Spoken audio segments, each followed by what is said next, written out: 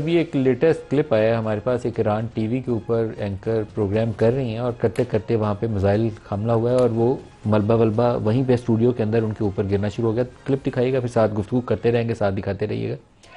یہ سچویشن جو ہے ایک عجیب و غریب صورتحال ہے. فضای غبار آلوده استدیوم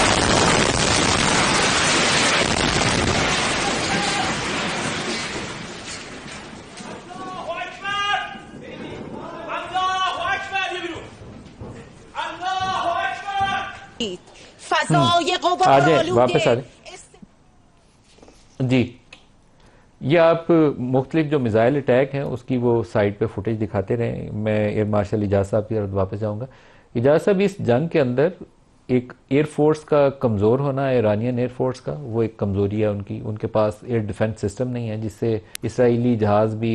ان کے ڈرونز بھی وہ آ کے ایٹ ول ہٹ کر رہے ہیں جہاں اس کو ہٹ کرنا ہے. دوسرا، میزائل پروگرام انہوں نے بہت زیادہ پہلے ویڈیوز بنا کے ریلیز کروائی تھیں کہ under ground missile cities Iran نے بنا رکھی ہیں. تو اب ان کے میزائل پہنچے ہیں، تیل ابیب پہنچے ہیں، دوسری جگہ پہنچے ہیں، لیکن جتنی اس کی انٹینسٹی ہونی چاہیے تھی اس کے اٹیک کو، اسرائیلی اٹیک کو روکنے کے لیے، وہ ہمیں مسنگ نظر آتی ہے.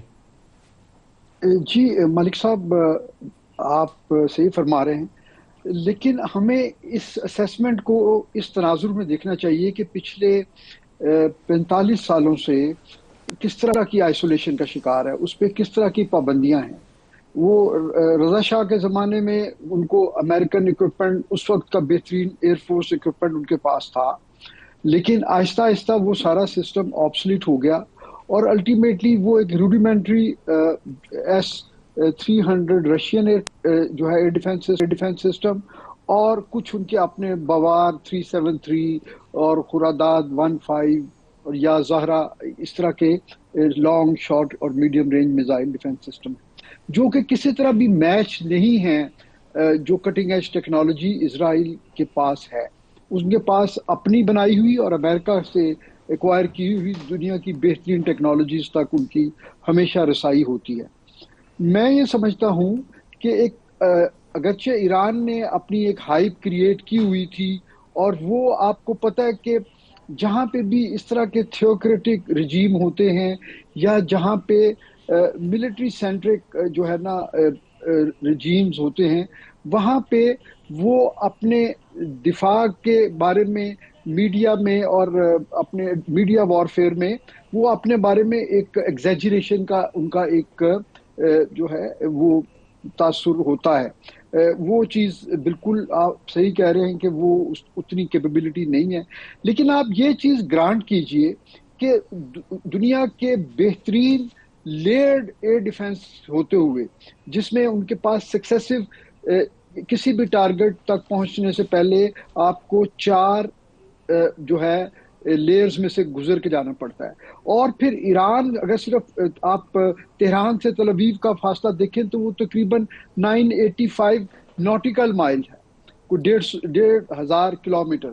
تو اس میں وہ کئی ملکوں کی ایئر سپیس سے گزر رہے ہیں جہاں پہ ان پہ انٹرسیپشنز بھی ہو رہی ہیں. جارڈن میں بیٹھے ہوئے وہ انٹرسیپشنز کر رہے ہیں. تو ان تمام تر ڈیفیکلٹیز کے باوجود انہوں نے جو مختلف ٹارگٹس ہٹ کیے ہیں وہاں پہ وہ شاید اس طرح کی فوٹیج آج تک ہم نے جب سے اسرائیل بنا ہے وہ ہم نے ان کی جو 2 جنگیں بھی ہوئی، بڑی جنگیں جو ہوئی ان کی یوم کپور وار اور دوسری جنگ